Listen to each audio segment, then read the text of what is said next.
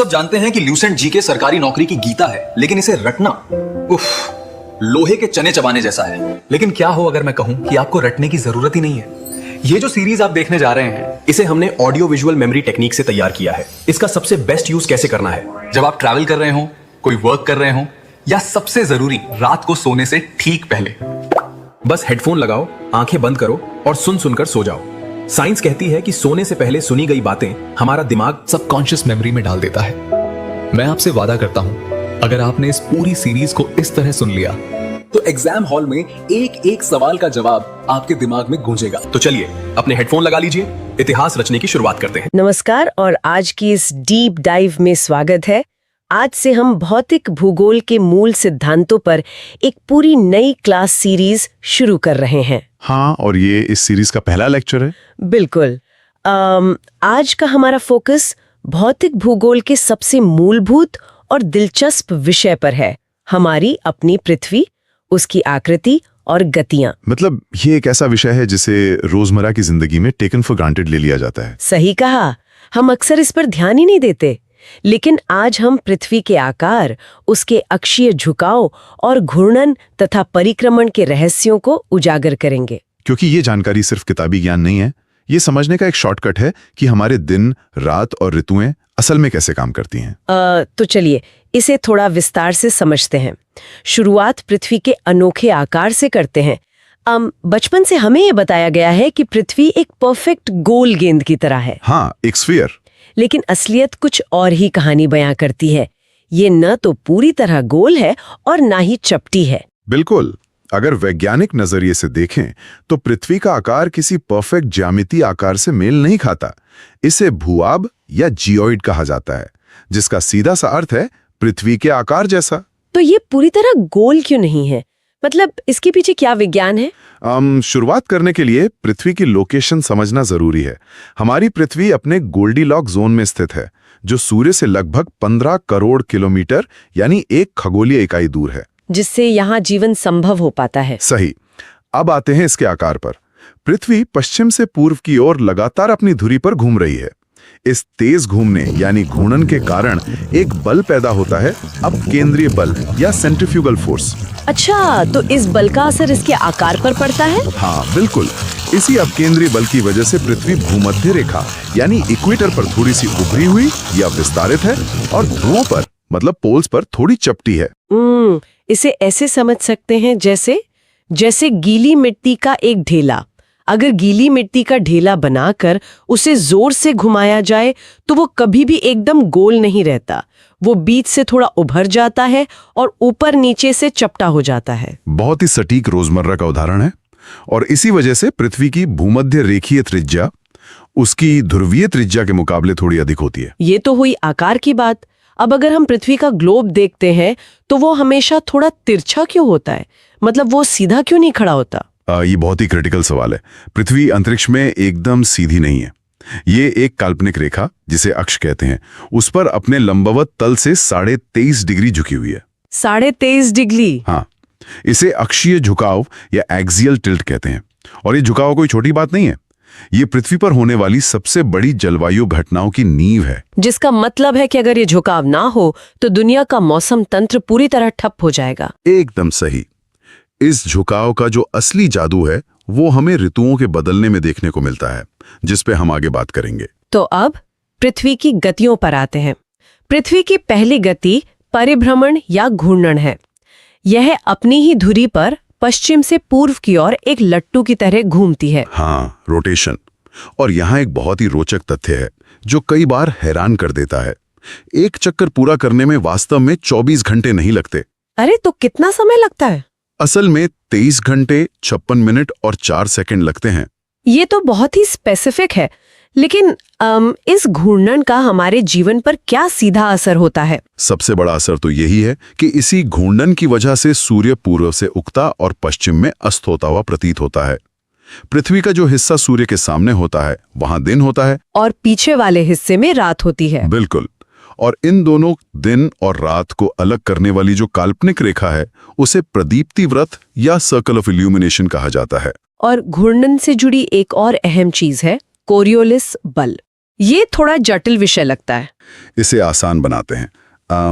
पृथ्वी के लगातार घूमने के कारण एक बल पैदा होता है। चूंकि भूमध्य रेखा पर पृथ्वी के घूमने की गति सबसे तेज होती है, इसलिए जब हवाएं या कोई भी स्वतंत्र रूप से उड़ने वाली वस्तु चलती है तो वो एकदम सीधी नहीं जाती। वे अपने रास्ते से मुड़ जाती हैं। हाँ, उत्तरी गोलार्ध में वे अपनी दाईं ओर यानी राइट साइड मुड़ जाती हैं और दक्षिणी गोलार्ध में वे बाईं ओर यानी लेफ्ट साइड मुड़ जाती हैं।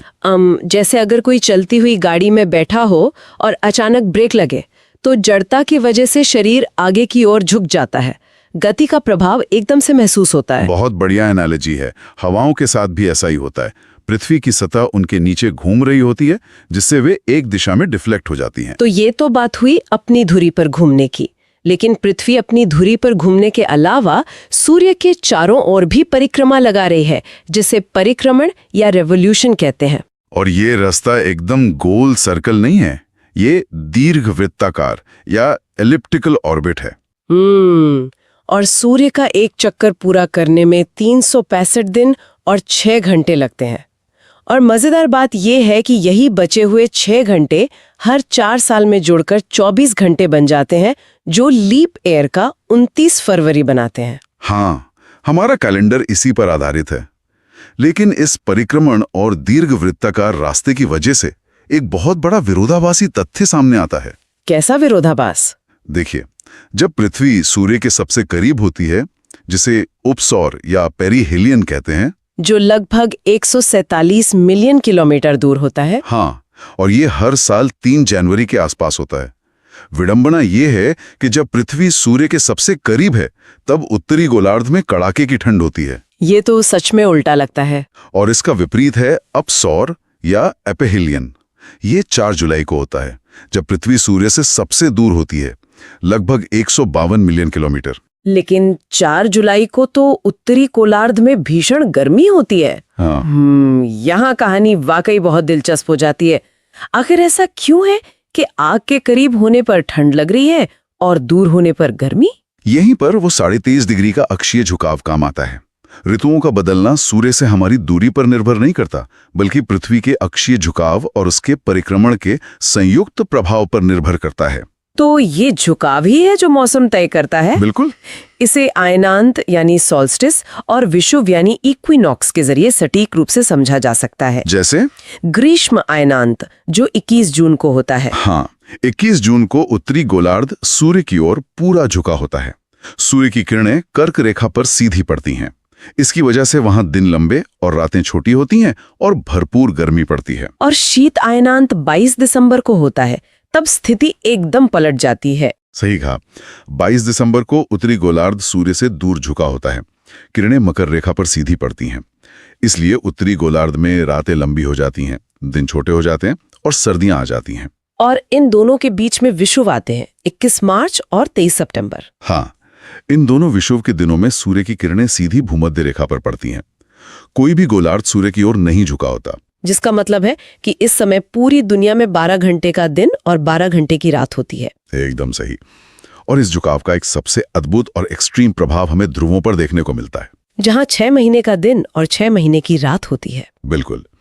इसी झुकाव के कारण जब एक ध्रुव सूर्य की ओर होता है तो वहां सूरज क्षितिज के नीचे जाता ही नहीं है।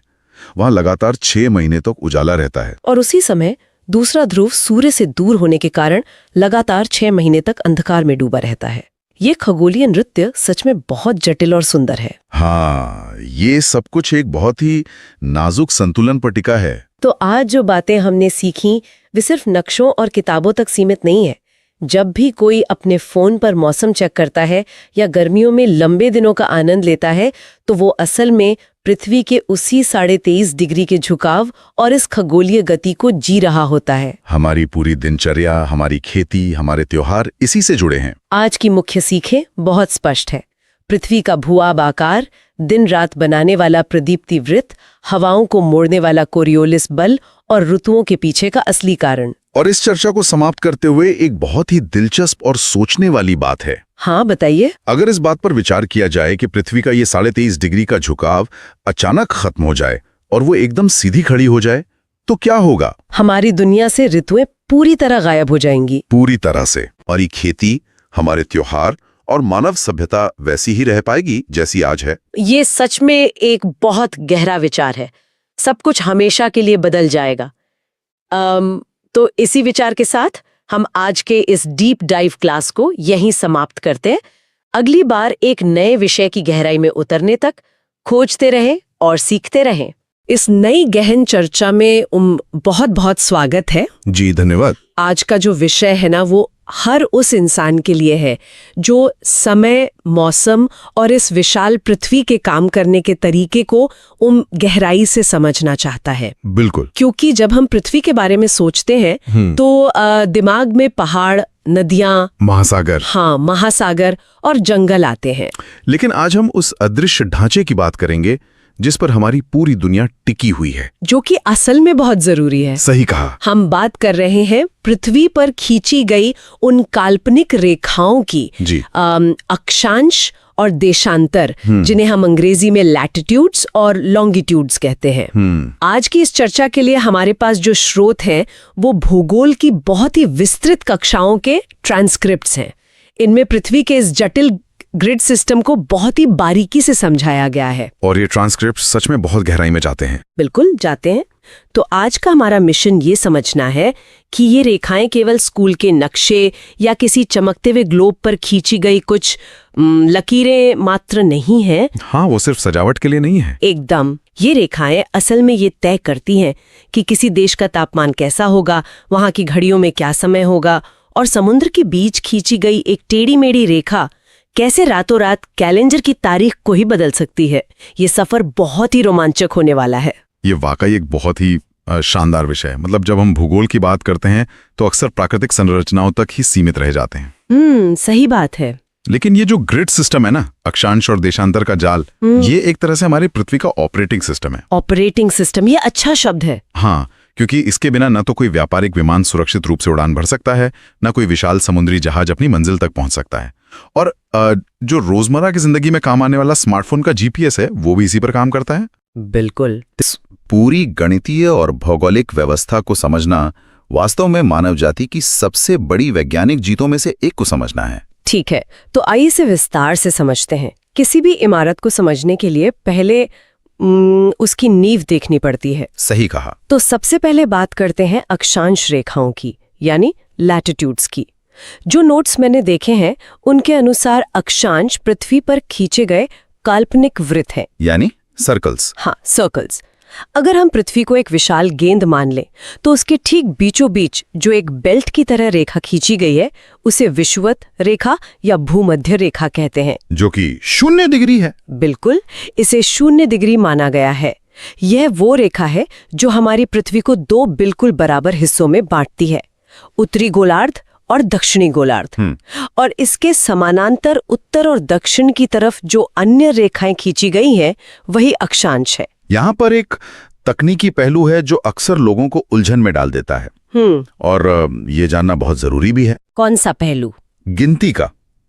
अगर हम अक्षांशों की गिनती करने बैठें तो 0 डिग्री विषुवत रेखा से लेकर 90 डिग्री उत्तर तक और 90 डिग्री दक्षिण तक कुल मानक अक्षांश 181 होते हैं। अच्छा, इसका मतलब है 90 उत्तरी गोलार्ध में, 90 दक्षिणी गोलार्ध में और एक बीच की विषुवत रेखा। हाँ, लेकिन रुकिए, मैंने कुछ जगह पढ़ा है कि कुल अक्षांश रेखाएं 179 ही होती हैं। ये 181 और 179 का गणित क्या है? क्या 2 रेखाएं कहीं गायब हो जाती हैं? नहीं, रेखाएं गायब नहीं होती। यही वो अंतर है जो बिंदु और रेखा के बीच होता है। बिंदु और रेखा? हाँ, अगर कोई ये पूछे कि पृथ्वी पर कुल कितनी अक्षांश रेखाएं या वृत्त हैं, तो उत्तर 179 ही होगा। ऐसा क्यों? ऐसा इसलिए है क्योंकि उत्तरी ध्रुव और दक्षिणी ध्रुव जो ठीक 90 डिग्री पर स्थित हैं, वो कोई रेखाएं या वृत्त नहीं हैं। वो पृथ्वी के बिल्कुल ऊपरी और निचले सिरे पर केवल 2 बिंदु हैं। ओहो, मतलब पॉइंट्स हैं। बिल्कुल पॉइंट्स हैं, और एक बिंदु को रेखा नहीं कहा जा सकता। ये तो बहुत ही तार्किक बात है। और इसके अलावा एक और ध्यान देने वाली बात यह है कि चूंकि पृथ्वी गोल है, इसलिए जैसे जैसे हम विषुवत रेखा से ध्रुवों की ओर बढ़ते हैं, इन वृत्तों की गोलाई या लंबाई लगातार कम होती जाती है। हाँ, वो छोटे होते जाते हैं। एकदम। हालांकि किन्हीं भी दो अक्षांश रेखाओं के बीच की दूरी हमेशा एक समान ही रहती है, जो लगभग 111 किलोमीटर होती है। ये बिंदु और रेखा का अंतर वाकई दिमाग खोलने वाला है। अब अक्षांश रेखाएं केवल पृथ्वी को नापने या ग्रिड बनाने के लिए नहीं है, इनका सबसे बड़ा और सीधा असर हमारे मौसम और तापमान पर पड़ता है। बिल्कुल पड़ता है। अध्ययन सामग्री में ताप कटिबंध या टेम्परेचर जोन्स को बहुत ही वैज्ञानिक ढंग से समझाया गया है। अक्षांश रेखाएं ही यह तय कर रही हैं कि कहां इंसान पसीने से तरबतर होगा और कहां उसे बर्फ का सामना करना पड़ेगा। बिल्कुल। देखिए, इस पूरी मौसमी व्यवस्था के पीछे का विज्ञान बहुत ही सीधा है। ये सब इस बात पर निर्भर करता है कि सूरज की किरणें पृथ्वी के किस हिस्से पर किस कोण से पड़ रही हैं। एंगल की बात हो रही है यहाँ। हाँ, हमारी पृथ्वी अपने अक्ष पर थोड़ी झुकी हुई है। इस झुकाव के कारण 0 डिग्री यानी विषुवत रेखा से लेकर 23.5 डिग्री उत्तर, जिसे कर्क रेखा कहते हैं, और 23.5 डिग्री दक्षिण, जिसे मकर रेखा कहते हैं। बिल्कुल, इन दोनों के बीच का जो क्षेत्र है, वहां साल भर सूर्य की किरणें सबसे अधिक सीधी पड़ती हैं। किरणें सीधी पड़ने का मतलब है कि गर्मी एक छोटे से हिस्से पर केंद्रित होती है। तो ये सबसे गर्म इलाका हुआ। एकदम सही। इसलिए इस पूरे हिस्से को उष्णकटिबंधीय या ट्रॉपिकल क्षेत्र कहा जाता है। ये पृथ्वी का सबसे गर्म हिस्सा है, जहां घने जंगल और अत्यधिक वर्षा देखने को मिलती है। और जैसे जैसे हम इस बेल्ट से ऊपर या नीचे जाते हैं, गर्मी कम होने लगती है ना? हाँ, 23.5 डिग्री से लेकर 66.5 डिग्री तक का जो क्षेत्र है, चाहे वो उत्तरी गोलार्ध हो या दक्षिणी, वहां पृथ्वी की गोलाई के कारण सूर्य की किरणें तिरछी हो जाती हैं। तिरछी किरणें मतलब कम गर्मी। बिल्कुल, तिरछी किरणों को वायुमंडल का एक लंबा रास्ता तय करना पड़ता है और वे एक बड़े इलाके में फैल जाती हैं, इसलिए वहां का तापमान मध्यम रहता है। न बहुत ज्यादा गर्मी, न बहुत ज्यादा ठंड। सही कहा, न झुलसाने वाली गर्मी, न ही हड्डियां कंपा देने वाली ठंड। इसे शीतोष्ण या टेम्परेट क्षेत्र कहते हैं। दुनिया की ज्यादातर बड़ी आबादियां और कृषि प्रधान देश इसी क्षेत्र में आते हैं। और इसके ऊपर अंत में 66.5 डिग्री से 90 डिग्री ध्रुवों तक का क्षेत्र आता है। यहाँ सूर्य की किरणें इतनी तिरछी होती हैं कि वे मुश्किल से ही पहुंच पाती हैं। कई महीनों तक तो सूरज निकलता ही नहीं है। बाप रे। इसलिए ये बेहद ठंडा और हमेशा बर्फ की मोटी चादर से ढका हुआ ध्रुवीय या फ्रिजिड क्षेत्र है। यहाँ एक बात जो बहुत ही दिलचस्प हो जाती है वो ये है कि जब हम इस ताप कटिबंध के सिद्धांत को भारत के संदर्भ में देखते हैं तो एक अलग ही तस्वीर सामने आती है। वो कैसे? जो 23.5 डिग्री उत्तरी अक्षांश है, जिसे हम कर्क रेखा या ट्रॉपिक ऑफ कैंसर कहते हैं, वो भारत के लगभग ठीक बीच से होकर गुजरती है। हाँ, बिल्कुल बीच से। अगर हम पश्चिम से पूर्व की ओर एक काल्पनिक यात्रा करें तो ये रेखा गुजरात के रण से शुरू होती है, फिर राजस्थान के रेगिस्तानी हिस्से को छूती है, मध्य प्रदेश के जंगलों से गुजरती है, छत्तीसगढ़ और झारखंड के पठारों को पार करती है और फिर आगे बंगाल की तरफ। हाँ, पश्चिम बंगाल से होते हुए पूर्वोत्तर के त्रिपुरा और मिजोरम की पहाड़ियों तक जाती है। कुल 8 राज्य। सोचिए, एक अदृश्य रेखा भारत की जलवायु को कैसे 2 अलग-अलग हिस्सों में बांट रही है। ये सच में अद्भुत है। इसके दक्षिण का हिस्सा ट्रॉपिकल है, जहां कभी कड़ाके की ठंड नहीं पड़ती, और उत्तर का हिस्सा शीतोष्ण है, जहां हम सर्दियां महसूस करते हैं। और इसमें जो बारीकियां हैं, वो वास्तुकला और आधुनिक जीवन को कैसे प्रभावित करती हैं, ये और भी हैरान करने वाला है। अच्छा। हाँ, इन 8 राज्यों से गुजरने वाली इस रेखा के सबसे करीब कौन से शहर हैं, ये एक बहुत ही रोचक भौगोलिक तथ्य है। उदाहरण के लिए, झारखंड की राजधानी रांची कर्क रेखा के सबसे करीब स्थित राजधानी है। रांची सबसे करीब है? बिल्कुल। अगर कोई रांची में खड़ा है तो वो वस्तुतः जलवायु को विभाजित करने वाली इस रेखा पर खड़ा है। इसके अलावा पूर्वोत्तर राज्य त्रिपुरा का एक शहर है उदयपुर। उदयपुर राजस्थान वाला नहीं? नहीं, ये राजस्थान का प्रसिद्ध झीलों वाला शहर नहीं है, बल्कि त्रिपुरा का एक ऐतिहासिक शहर है। ये भी कर्क रेखा के बिल्कुल निकट है। ये तो बहुत नई जानकारी है। और वास्तुकला की बात करें तो अध्ययन सामग्री में गुजरात के ऐतिहासिक मोढेरा सूर्य मंदिर का जिक्र है, जो ठीक कर्क रेखा पर स्थित है। मुझे नहीं लगता ये कोई संयोग हो सकता है। ये बिल्कुल भी संयोग नहीं है। 11वीं शताब्दी में चालुक्य वंश द्वारा बनाया गया मोढेरा सूर्य मंदिर इस बात का एक जीता जागता प्रमाण है कि प्राचीन काल में खगोल विज्ञान और अक्षांशों की कितनी गहरी और सटीक समझ थी। मतलब उन्हें पता था कि कर्क रेखा वहीं से गुजर रही है? बिल्कुल पता था। इस मंदिर का गर्भगृह इस तरह से डिजाइन किया गया है कि विषु के दिनों में, जिसे हम इक्विनॉक्स कहते हैं, अच्छा, जब दिन और रात बराबर होते हैं, अच्छा, तब सूर्य की पहली किरण सीधे मंदिर के अंदर प्रवेश करती है और देवता की मूर्ति को रोशन करती है। उस दौर में बिना किसी आधुनिक जीपीएस या सैटेलाइट के केवल सूर्य की गति और पृथ्वी के अक्षांश को समझकर एक पूरा मंदिर खड़ा कर देना मानव बुद्धि का एक अविश्वसनीय कारनामा है। ये तो रोंगटे खड़े कर देने वाली बात है। ये दिखाता है कि हमारे पूर्वजों को इन अक्षांश रेखाओं का सटीक ज्ञान था। अक्षांशों ने तो ये तय कर दिया कि हम मोढेरा के मंदिर में कितनी गर्मी महसूस करेंगे या वहां सूरज की किरणें कैसे पड़ेंगी। सही। लेकिन अब उस दूसरी अदृश्य रेखा की बात करते हैं जो ये तय करती है कि हम उस मंदिर में किस समय दर्शन करने जाएंगे। हम बात कर रहे हैं देशांतर रेखाओं की या लॉन्गिट्यूड्स की, जो समय तय करती हैं। दक्षिणी ध्रुव से जोड़ने वाली खड़ी रेखाएं हैं। ये पूरे वृत्त नहीं है, बल्कि पृथ्वी के एक सिरे से दूसरे सिरे तक खींचे गए अर्धवृत्त यानी सेमी सर्कल्स हैं। और इनकी ज्यामिति अक्षांशों से पूरी तरह अलग व्यवहार करती है।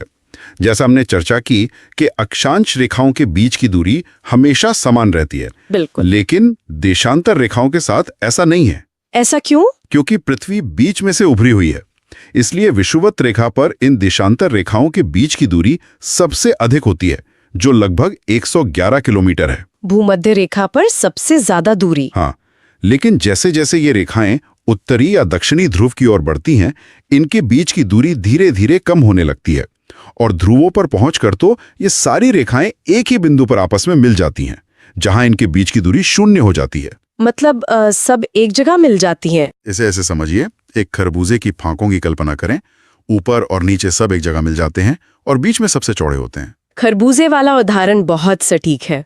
लेकिन एक सेकंड, अगर ये सारी रेखाएं ध्रुवों पर मिल जाती हैं और सारी एक जैसी दिखती है, तो फिर गिनती कहाँ से शुरू की जाए? यही तो सबसे बड़ा सवाल था। क्योंकि अक्षांशों में तो विषुवत रेखा थी जो पृथ्वी के ठीक बीच में थी, वो प्राकृतिक रूप से 0 डिग्री थी। लेकिन देशांतर में तो हर रेखा उत्तरी ध्रुव से शुरू होकर दक्षिणी ध्रुव पर खत्म हो रही है। कोई भी रेखा बीच की रेखा होने का दावा कर सकती है। तो ये तय कैसे हुआ कि शून्य कहाँ होगा? ये एक बहुत ही महत्वपूर्ण ऐतिहासिक और प्रशासनिक समस्या थी। 19वीं सदी के अंत तक दुनिया वैश्विक व्यापार की ओर तेजी से बढ़ रही थी। रेलवे और समुद्री जहाजों का जाल बिछ रहा था। तो एक स्टैंडर्ड समय चाहिए था। बिल्कुल। दुनिया को एक ऐसे शून्य की जरूरत थी, एक ऐसे कॉमन रेफरेंस पॉइंट की जहां से समय और दिशा दोनों की गिनती एक साथ शुरू की जा सके। इसके लिए 1884 में वॉशिंगटन डीसी में एक अंतर्राष्ट्रीय सम्मेलन हुआ। वहां सर्वसम्मति से 0 डिग्री देशांतर को प्रधान मध्याह्न रेखा या प्राइम मेरिडियन मान लिया गया। और ये रेखा कहाँ से गुजरती है? ये रेखा यूनाइटेड किंगडम के लंदन शहर में स्थित ग्रीनविच वेधशाला से होकर गुजरती है। ओहो, और यहीं से पूरी दुनिया का समय तय होता है, जिसे हम ग्रीनविच मीन टाइम या जीएमटी कहते हैं, है ना? एकदम सही। इस 0 डिग्री रेखा के पूर्व में 180 देशांतर रेखाएं हैं और पश्चिम में 180 देशांतर रेखाएं हैं। कुल मिलाकर 360 देशांतर रेखाएं पूरी पृथ्वी को घेरती हैं। 360 रेखाएं। और एक और दिलचस्प बात यह है कि 180 डिग्री पूर्व और 180 डिग्री पश्चिम, ये दोनों अलग अलग रेखाएं नहीं है। मतलब एक ही रेखा है? हाँ, पृथ्वी गोल है ना, इसलिए जो रेखा 0 डिग्री के ठीक पीछे वाले हिस्से में है वही 180 डिग्री की रेखा है, चाहे आप पूर्व से गिने या पश्चिम से। समझ गए। तो अगर पृथ्वी 24 घंटे में अपना पूरा चक्कर लगाती है, तो ये खड़ी देशांतर रेखाएं हमारी घड़ी के मिनटों को कैसे कंट्रोल करती हैं? ये समय की गणना का गणित कैसे काम करता है? समय का पूरा गणित पृथ्वी की गति और इन देशांतरों की संख्या पर टिका है। इसे ऐसे समझते हैं, पृथ्वी गोल है जिसका ज्यामितीय अर्थ है 360 डिग्री। ठीक है। पृथ्वी अपना एक पूरा चक्कर 24 घंटे में लगाती है, तो गणित के हिसाब से 24 घंटे में पृथ्वी 360 डिग्री घूमती है। अगर हम 360 को 24 से भाग दें तो हमें मिलता है 15। मतलब 1 घंटे में 15 डिग्री। बिल्कुल, 1 घंटे में पृथ्वी 15 डिग्री घूमती है। अब इसे और बारीकी से देखें। 1 घंटे में 60 मिनट होते हैं। अगर 60 मिनट में पृथ्वी 15 डिग्री घूमती है, तो 1 डिग्री घूमने में पृथ्वी को कितना समय लगेगा? 60 को 15 से भाग देना होगा। हाँ, 60 को 15 से भाग दें तो उत्तर आता है 4 मिनट। बस समर के पूरे विज्ञान का यही सबसे शक्तिशाली और इकलौता सूत्र है। 1 डिग्री देशांतर का अंतर मतलब समय में 4 मिनट का अंतर। अच्छा, तो 1 डिग्री बराबर 4 मिनट। लेकिन घड़ी को आगे करना है या पीछे, ये कैसे तय होता है?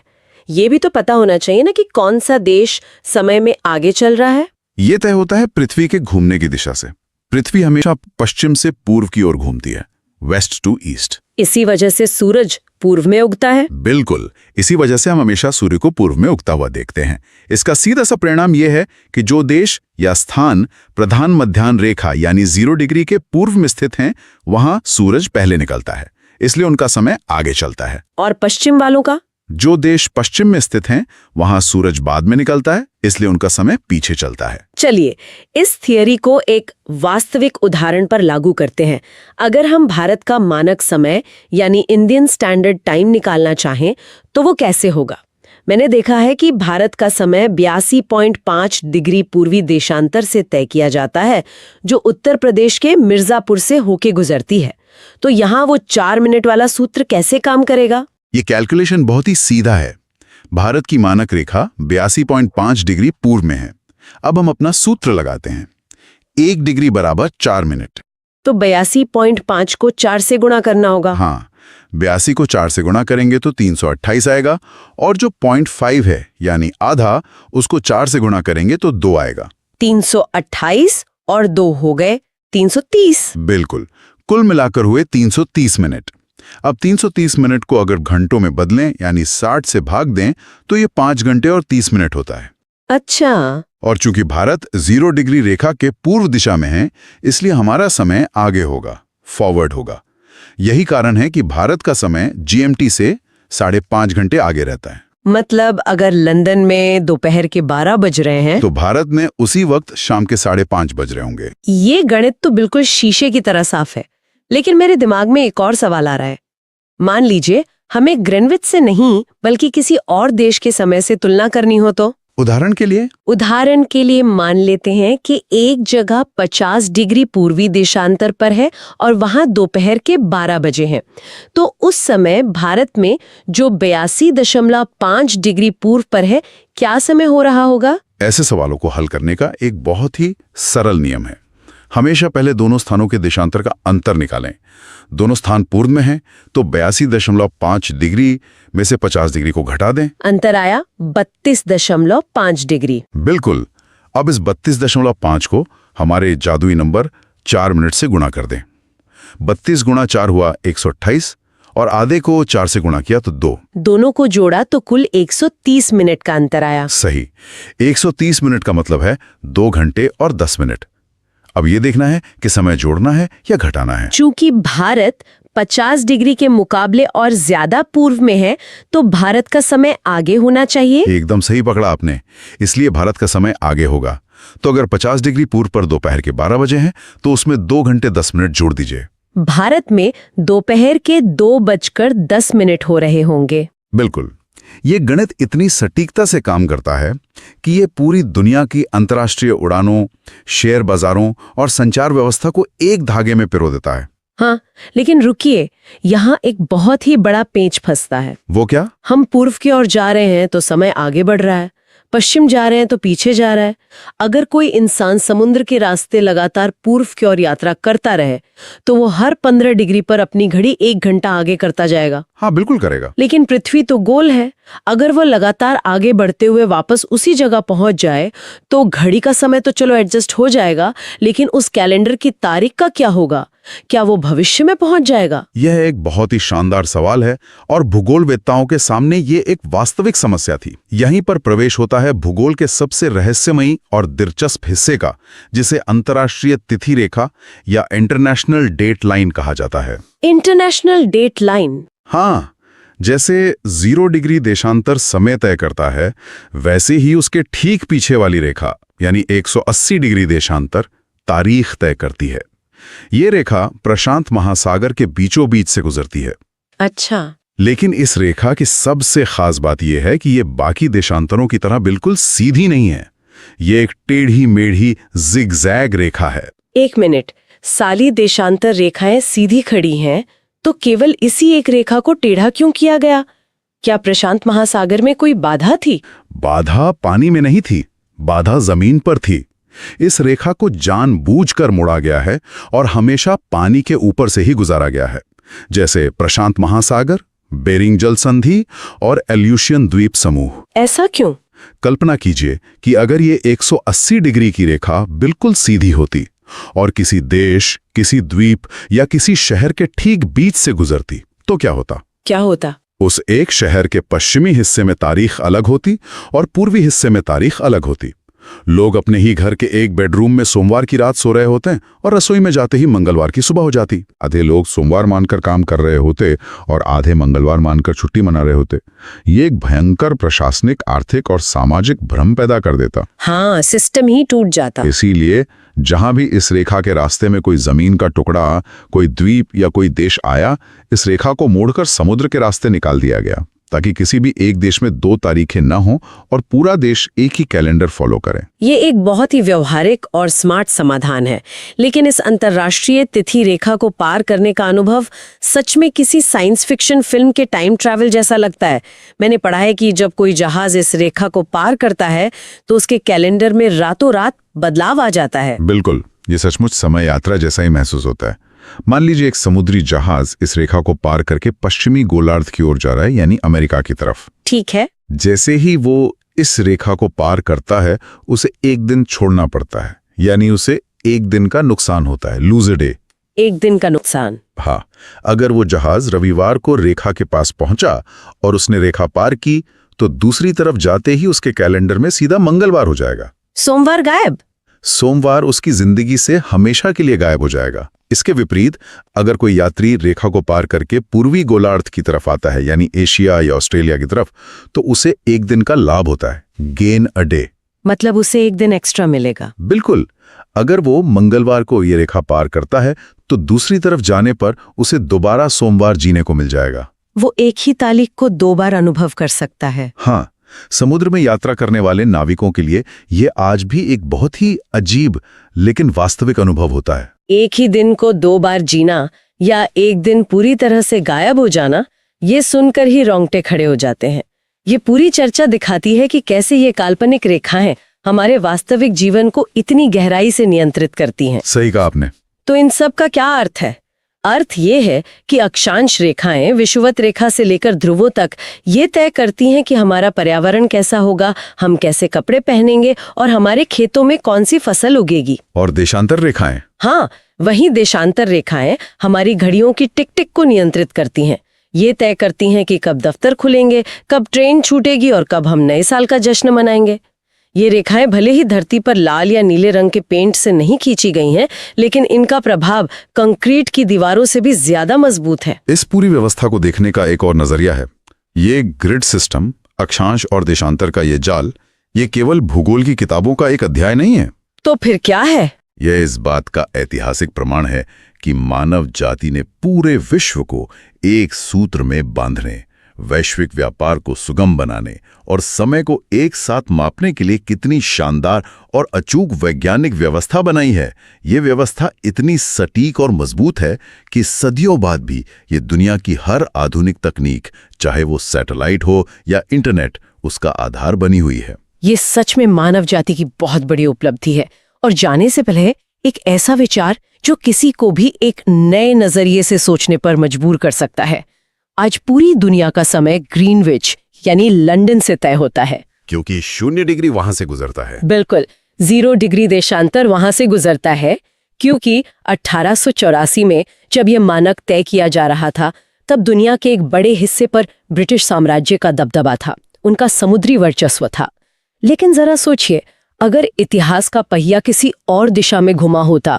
यह एक बहुत ही दिलचस्प विचार है। अगर किसी और प्राचीन सभ्यता ने, शायद किसी एशियाई या मध्य पूर्वी साम्राज्य ने ये 0 डिग्री रेखा अपने देश के ठीक बीच से खींची होती, तो आज दुनिया की घड़ियां कैसे चल रही होती? सारा कैलकुलेशन ही अलग होता है। हाँ, आज वैश्विक दिन की शुरुआत कहाँ से मानी जाती और दुनिया के नक्शे का केंद्र बिंदु क्या होता?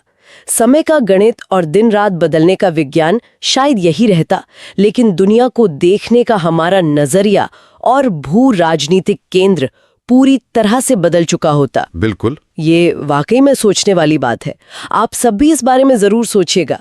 इसी विचार के साथ हमारी आज की एक गहन चर्चा यहीं समाप्त होती है। तो आज की हमारी इस गहन चर्चा का जो आधार है, जो डॉक्यूमेंट्स और नोट्स हमने आज लाए हैं, उनका मिशन बहुत ही दिलचस्प है। हाँ, क्योंकि ये नोट्स हमें उन अदृश्य ताकतों के बारे में बताते हैं जो हमारी पृथ्वी को मतलब हमारे पूरे भूगोल और मौसम को चला रही हैं। बिल्कुल। और इन लेखों में पृथ्वी की संरचना को इतनी बारीकियों से समझाया गया है कि सच कहूं तो किसी साइंस फाई थ्रिलर से कम नहीं लगता। सही कहा। और जब हम इन फैक्ट्स को देखते हैं तो ऐसी ऐसी बातें सामने आती हैं जो दिमाग घुमा देती हैं। जैसा कि क्या कोई सोच सकता है कि राजस्थान के उस तपते हुए सूखे मरुस्थल में जहां सिर्फ रेत उड़ती है, वहां जमीन के नीचे विशालकाय समुद्री जीवों के फॉसिल्स यानी जीवाश्म मिलेंगे? या फिर गुजरात के गिर के जंगलों में जो एशियाटिक लायंस हैं, मतलब शेरों का प्राकृतिक घर तो अफ्रीका के सवाना मैदान है ना, तो वो वहां से इंडिया पहुंचे कैसे?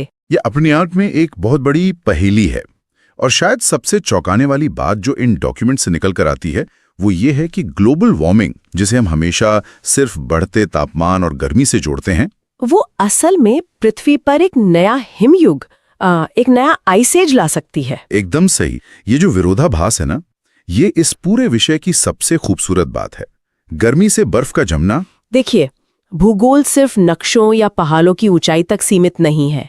ये एक बहुत ही एक्टिव और मतलब करोड़ों सालों से चलती आ रही एक कॉम्प्लेक्स मशीन है। हाँ, और इन कड़ियों को जोड़कर देखने पर ही समझ आता है कि नेचर अपना बैलेंस कैसे बनाती है। तो चलिए इस सबसे बड़ी पहेली से ही शुरुआत करते हैं, आइस एज और इंटरग्लेशियल पीरियड के चक्र से। बिल्कुल। आम भाषा में कहें तो पृथ्वी पहले एक बर्फ के गोले में बदलती है, फिर धीरे धीरे गर्म होती है और फिर वापस बर्फ बन जाती है। लगातार बढ़ते तापमान के कारण पृथ्वी का जम जाना, ये सुनने में साइंस के बेसिक रूल्स के खिलाफ लगता है। गर्मी से बर्फ कैसे जम सकती है? इसके पीछे का साइंस एक परफेक्ट चेन रिएक्शन है। इसकी शुरुआत होती है ग्लेशियर्स के पिघलने से। यानी जब ग्लोबल वार्मिंग बढ़ती है तो ध्रुवों पर और पहाड़ों पर जमी बर्फ तेजी से पिघलने लगती है। हाँ, और ये जो अरबों खरबों गैलन मीठा पानी है, ये आखिर में कहाँ जाएगा? समुद्र में, जिससे सी लेवल बढ़ जाता है। सिर्फ सी लेवल नहीं बढ़ता, असली गेम तो समुद्र की तलहटी में शुरू होता है। उस अथाह पानी के वजन के कारण महासागरीय क्रस्ट पर बहुत भारी दबाव पड़ने लगता है। और वो दबाव सिर्फ सरफेस तक नहीं रहता। क्रस्ट के ठीक नीचे पृथ्वी की एक लेयर है जिसे अस्थेनोस्फेयर या दुर्बल मंडल कहते हैं, जो कि पूरी तरह ठोस नहीं है, उसमें पिघला हुआ मैग्मा भरा है। एक हाइड्रोलिक प्रेस की तरह। जब ऊपर से अरबों गैलन पानी का वजन पड़ेगा तो वो दबाव सीधे उस नीचे वाले मैग्मा पर ट्रांसफर होगा। और उस पिघले हुए मैग्मा को कहीं ना कहीं से तो बाहर निकलने का रास्ता चाहिए होगा। यहाँ से स्थिति थोड़ी डरावनी हो जाती है। बिल्कुल। इस प्रेशर को बैलेंस करने के लिए दुनिया भर की जो कमजोर टेक्टोनिक प्लेट्स हैं, उनके किनारों से भयंकर ज्वालामुखी विस्फोट होने लगते हैं। और ये कोई आम ज्वालामुखी नहीं होते।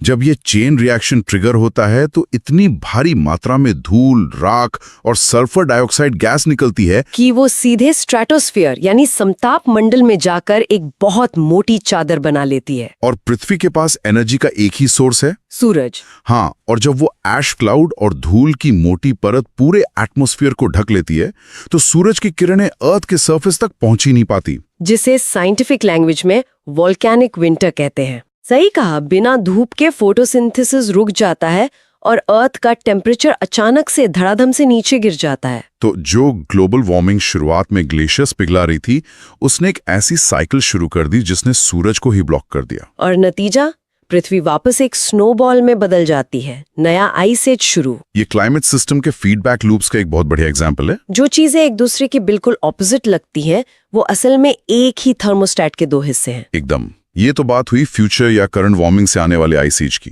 लेकिन अगर हम टाइम को और पीछे ले जाएं तो पृथ्वी का पूरा भौतिक स्वरूप ही अलग था। यहाँ हम एल्फ्रेड वेगनर की कॉन्टिनेंटल ड्रिफ्ट थ्योरी की बात कर रहे हैं ना। हाँ, और ये थ्योरी बताती है कि करोड़ों साल पहले सारे महाद्वीप यानी कॉन्टिनेंट्स अलग अलग नहीं थे, वो एक जायंट सुपर कॉन्टिनेंट के रूप में जुड़े थे, जिसे पेंजेया नाम दिया गया।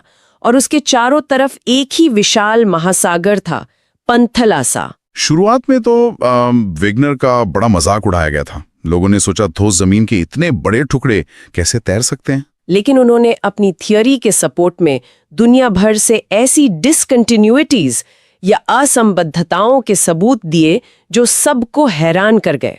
असंबद्धता यानी कोई ऐसी चीज का वहां मिलना जो साइंटिफिक रूल्स के हिसाब से वहां होनी ही नहीं चाहिए। बिल्कुल।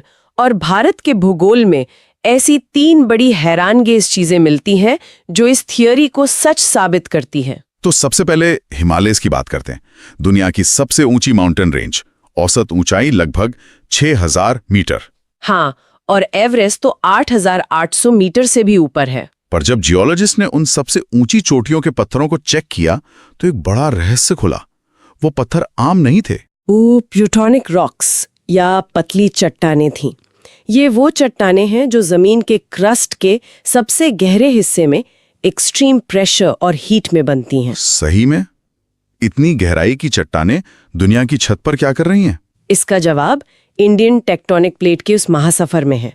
जब पेंगेया कूटना शुरू हुआ तो इंडियन प्लेट जो पहले साउथ में थी वो नॉर्थ ईस्ट की तरफ खिसकने लगी। एक बहुत ही स्लो करोड़ों साल का सफर। और आखिर में जब ये भारी भरकम इंडियन प्लेट यूरेशियन प्लेट से जाकर टकराई तो वो टक्कर इतनी जोरदार थी कि उसने जमीन के अंदर की कई किलोमीटर गहरी परतों को उलटकर ऊपर मोड़ दिया, जिसे फोल्डिंग कहते हैं। इसी फोल्डिंग से हिमालय बना और क्रस्ट के सबसे गहरे पत्थर आसमान को छूने लगे। और ये टक्कर अभी रुकी नहीं है। पता है ना, हिमालय आज भी हर साल कुछ मिलीमीटर ऊंचा हो रहा है। ये बहुत फैसिनेटिंग है। अब दूसरी डिसकंटिन्यूटी पर आते हैं, राजस्थान का थार मरुस्थल। हाँ, हिस्ट्री और आर्कियोलॉजी बताती है कि आर्यंस और हड़प्पा के टाइम से पिछले 5000 सालों से ये एक सूखा गर्म डेजर्ट ही रहा है। लेकिन जब वहां रेत के टीलों के नीचे गहरी खुदाई हुई तो वहां से विशालकाय समुद्री जीवों के फॉसिल्स मिले, जैसे कि बड़े लॉबस्टर्स और मरीन क्रीचर्स की हड्डियां। एक तपते हुए डेजर्ट के बीचों बीच समुद्री जीवों का मिलना, ये कैसे पॉसिबल है? ये बताता है कि ज्योग्राफी कभी फिक्स नहीं होती। ये एरिया हमेशा से डेजर्ट नहीं था। एक लंबा टाइम था जब वहां एक उखड़ा हुआ विशाल सागर था, तिथि सी, इंडियन और यूरेशियन प्लेट के बीच में। हाँ, और जैसे जैसे इंडियन प्लेट यूरेशिया के पास आई वो तेथिस सी सिकुड़ता गया, उसका पानी खत्म हो गया। आज जहां धूल भरी आंधियां हैं वहां कभी समुद्री लहरें थीं। वो मेरीन एनिमल्स उसी तेथिस सी के थे जो रेत के नीचे दफन हो गए। लाइन्स, ये तो मेरा फेवरेट पार्ट है। प्राकृतिक रूप से शेरों का घर तो अफ्रीका के समाना मैदान है। ब्रिटिश हंटर्स और नेचुरलिस्ट ने भी लिखा था कि शेर सिर्फ अफ्रीका में है और उसके बाद सीधा इंडिया के गुजरात में। अब शेर स्विमिंग करके तो आ नहीं सकते, और अफ्रीका से इंडिया आने के लिए उन्हें सहारा डेजर्ट, अरब का डेजर्ट और इतनी सारी बाधाएं पार करनी पड़ेंगी जो पैदल मुमकिन नहीं है। तो इसका सीधा सा मतलब है कि वो पैदल चलकर नहीं आए। जमीन के उस टुकड़े ने उनके लिए एक बड़ी ही लंबी क्रूज राइड का इंतजाम कर दिया था। क्या बात है, क्रूज राइड? हाँ, Indian plate originally Gondwana land का हिस्सा थी जिसमें आज का अफ्रीका भी था। तो जब इंडियन प्लेट टूटकर अलग हुई तो वो सिर्फ एक पत्थर का टुकड़ा नहीं थी, वो अपने साथ पूरा फ्लोरा, फौना और इकोसिस्टम ले आई। बिल्कुल, गिर के शेर उन्हीं एंशिएंट अफ्रीकन शेरों के वंशज है जो उस टेक्टोनिक क्रूज शिप पर बैठकर इंडियन सबकॉन्टिनेंट तक पहुंचे थे। जमीन और महाद्वीपों की इन कहानियों के बाद थोड़ा ऊपर आसमान की तरफ चलते हैं। एटमॉस्फेयर यानी वायुमंडल, जो कि कोई खाली जगह नहीं है। ग्रेविटी की वजह से गैस, वाटर वेपर और धूल के कणों का एक पूरा आवरण पृथ्वी के चारों तरफ रुका हुआ है। हम अक्सर एटमॉस्फेयर को सिर्फ गैसेस जैसे 78% नाइट्रोजन, 21% ऑक्सीजन के रूप में देखते हैं, लेकिन इस पूरे सिस्टम में जो सबसे जरूरी चीज है वो है धूल के कण, डस्ट पार्टिकल्स। आमतौर पर हम धूल को बस कचरा या पोल्यूशन मानते हैं, लेकिन मीट्रोलॉजी में धूल के कण नेचर के सबसे बढ़िया इंजीनियर्स हैं। ऐसा क्यों? क्योंकि इनको साइंटिफिक भाषा में हाइग्रोस्कोपिक न्यूक्लियाई यानी आर्द्रताग्राही केंद्र कहा जाता है। ये हवा में चुंबक की तरह काम करते हैं जो मॉइस्चर को अपनी तरफ खींचते हैं। हवा में मॉइस्चर या वाटर वेपर तो हमेशा गैस के फॉर्म में होता है। हाँ, पर उस गैस को लिक्विड ड्रॉप्स में बदलने के लिए, मतलब कंडेंस होने के लिए, एक फिजिकल सरफेस चाहिए होता है। धूल, धुएं और समुद्री नमक के माइक्रो पार्टिकल्स यही सरफेस देते हैं। मतलब अगर हवा में ये धूल के कण ना हो तो ह्यूमिडिटी चाहे कितनी भी हो, पानी की बूंदें बनेंगी ही नहीं। बिल्कुल नहीं। और जब बूंदें नहीं बनेंगी तो बादल नहीं बनेंगे और बारिश की एक बूंद भी नहीं गिरेगी। तो नेचर की इस विशाल मशीन में एक छोटा सा धूल का कण पूरे वाटर साइकिल को चला रहा है। सही कहा। और इस एटमॉस्फेरिक मशीनरी का एक और बड़ा हिस्सा है ग्रीन हाउस इफेक्ट, जिसमें कार्बन डाइऑक्साइड, मीथेन, ओजोन और यहाँ तक कि वाटर वेपर भी शामिल हैं। होता यह है कि सूरज से आने वाली एनर्जी शॉर्ट वेव रेडिएशन के रूप में आती है, जिससे ये गैसेस आसानी से अंदर आने देती हैं। वेव रेडिएशन या टेरेस्ट्रियल रेडिएशन बन जाती है। ये ग्रीन हाउस गैसेस उस वापस लौटती हुई हीट को सोख लेती हैं और पृथ्वी को एक गर्म कंबल की तरह लपेट लेती हैं। यहाँ ये क्लियर करना जरूरी है कि नेचुरल ग्रीन हाउस इफेक्ट कोई बुरी चीज नहीं है। अगर ये ना हो तो पृथ्वी का एवरेज टेम्परेचर -18 डिग्री सेल्सियस हो जाएगा। हाँ, तब तो लाइफ पॉसिबल ही नहीं होती। प्रॉब्लम तब होती है जब ह्यूमन एक्टिविटीज की वजह से, जैसे फॉसिल फ्यूल्स जलाना, डिफॉरेस्टेशन, इन गैसेस की मात्रा बहुत ज्यादा बढ़ जाती है, जिससे हीट ज्यादा ट्रैप होती है और ग्लोबल वार्मिंग होती है। इसी आर्टिफिशियल वार्मिंग को रोकने के लिए क्योटो प्रोटोकॉल और पेरिस एग्रीमेंट जैसे इंटरनेशनल कदम उठाए गए हैं, जिनका मेन फोकस कार्बन इमिशंस को लिमिट करना है। और ये भी देखने वाली बात है कि हमारा एटमॉस्फेयर हर ऊंचाई पर एक जैसा बिहेव नहीं करता। हाँ, इसकी अलग अलग लेयर्स हैं। सबसे नीचे है ट्रोपोस्फेयर यानी शोभमंडल, जिसमें हमारा मौसम, तूफान, बारिश सब कुछ होता है। और यहाँ का सबसे इंटरेस्टिंग रूल है नॉर्मल लैप्स रेट या सामान्य पतन दर। मतलब जैसे जैसे हम ऊपर जाते हैं तापमान कम होता जाता है। मैथमेटिकली हर 165 मीटर की ऊंचाई पर 1 डिग्री सेल्सियस टेम्परेचर गिर जाता है, या कहें तो 1 किलोमीटर पर 6.5 डिग्री। यही वजह है कि इक्वेटर के पास होने के बावजूद ऊंचे पहाड़ों की चोटियों पर हमेशा बर्फ जमी रहती है, जबकि नीचे शहरों में लोग गर्मी से परेशान होते हैं। ट्रोपोस्फेयर के ठीक ऊपर आता है स्ट्रेटोस्फेयर या समतापमंडल। यहाँ टेम्परेचर ऐसे नहीं गिरता और यहाँ वेदर का टर्बुलेंस भी नहीं होता, इसीलिए कमर्शियल प्लेन्स यहीं उड़ना पसंद करते हैं। और इसकी सबसे बड़ी खासियत है ओजोन लेयर, जो सरफेस से करीब 25-30 किलोमीटर ऊपर होती है। ये वो लेयर है जो सन की खतरनाक यूवी रेस को फिल्टर करती है। अगर ये ना हो तो डीएनए तक डैमेज हो सकता है, जिसे बचाने के लिए दुनिया ने मॉन्ट्रियल प्रोटोकॉल बनाया, जो कि आज तक का सबसे सक्सेसफुल एनवायरमेंटल एग्रीमेंट माना जाता है। और उसके ऊपर जाएं तो मीजोफियर आता है, जो सबसे ठंडी लेयर है। टेम्परेचर -100 डिग्री तक जा सकता है। और इसके बाद आयोनोस्फीयर और थर्मोस्फीयर। यहाँ हवा का डेंसिटी 0 के बराबर होता है, पर चार्ज्ड पार्टिकल्स की वजह से टेम्परेचर फिर से बहुत तेजी से बढ़ने लगता है। पर इन सब नॉर्मल रूल्स के बीच एक ऐसी पहेली भी है जिसका असर सीधा हमारी डेली लाइफ और हेल्थ पर पड़ता है। टेम्परेचर इन्वर्जन या तापमान व्युत्क्रमण। ये नेचर के नॉर्मल रूल्स का उल्टा हो जाना है। अभी हमने लैप्स रेट की बात की कि ऊपर जाने पर ठंड बढ़ती है, लेकिन सर्दियों की शांत और साफ रातों में क्या होता है? पृथ्वी अपनी हीट तेजी से स्पेस में छोड़ देती है, जिससे सरफेस के बिल्कुल पास वाली हवा बहुत ठंडी और भारी हो जाती है। पर उस ठंडी हवा के ठीक ऊपर कंपैरेटिवली गर्म हवा की एक लेयर रह जाती है। यानी नीचे ठंडी हवा और ऊपर गर्म हवा का एक ढक्कन। ये तो कन्वेक्शन को पूरी तरह रोक देता होगा। बिल्कुल। नॉर्मल दिनों में गर्म हवा हल्की होकर ऊपर उठती है और अपने साथ पोल्यूशन को ऊपर ले जाकर फैला देती है, पर इन्वर्जन में वो भारी ठंडी हवा सरफेस के पास ही कैद हो जाती है। और इसका सबसे खतरनाक असर हम नॉर्थ इंडिया या दिल्ली एनसीआर में देखते हैं सर्दियों के मौसम में। हाँ, उस रुकी हुई हवा में जो वाटर वेपर होता है वो पहले फॉग या कोहरा बन जाता है, और जब उस कोहरे में गाड़ियों का धुआं, फैक्ट्री का एग्जॉस्ट और पराली जलाने का धुआं मिलता है, तो वो ऊपर ना जा पाने की वजह से उसी में ट्रैप हो जाता है, जिसे हम स्मॉग कहते हैं। ये जानलेवा मिक्सचर सिर्फ धुआं ज्यादा निकालने से नहीं बनता, इसके पीछे इस टेम्परेचर इन्वर्जन का पूरा फिजिक्स काम कर रहा होता है। ये वाकई में आंखें खोल देने वाला विश्लेषण है। आज की इस गहन चर्चा से ये क्लियर हो जाता है कि पृथ्वी पर कुछ भी अकेले काम नहीं करता। सब कुछ एक विशाल वेब की तरह जुड़ा है। ग्लेशियर पिघलने से लेकर ज्वालामुखी फटने तक और उस राख से आइस एज आने तक। करोड़ों साल पहले कॉन्टिनेंट्स के टूटने से लेकर आज डेजर्ट में मरीन फॉसिल्स मिलने तक और अफ्रीकन शेरों के इंडिया आने तक, और एक छोटे से डस्ट पार्टिकल से लेकर दिल्ली के खतरनाक स्मॉग तक, सब एक ही मास्टर सिस्टम का हिस्सा है। जब हम भूगोल और साइंस को इस तरह से देखते हैं तो हमारे आसपास का मौसम, पहाड़ों की शेप या सर्दियों का पोल्यूशन सिर्फ खबरें नहीं रह जाती, हम उनके पीछे का क्यों और कैसे समझ पाते हैं, जो हमें हमारे एनवायरनमेंट के प्रति और जिम्मेदार बनाता है। और जाते जाते इस चर्चा से एक ऐसा विचार निकल कर आता है जो इस रिसर्च से भी आगे की बात सोचने पर मजबूर करता है। कौन सा विचार? देखिए, हमने देखा कि कैसे ज्वालामुखी की राख सूरज को रोककर आइस एज ला सकती है। आजकल साइंटिस्ट ग्लोबल वार्मिंग को रोकने के लिए जियो इंजीनियरिंग पर विचार कर रहे हैं। अच्छा, मतलब प्लेन्स के जरिए स्ट्रेटोस्फीयर में एरोसोल्स या डस्ट पार्टिकल्स छिड़कना? हाँ, ताकि सूरज की किरणें वापस स्पेस में रिफ्लेक्ट हो जाएं।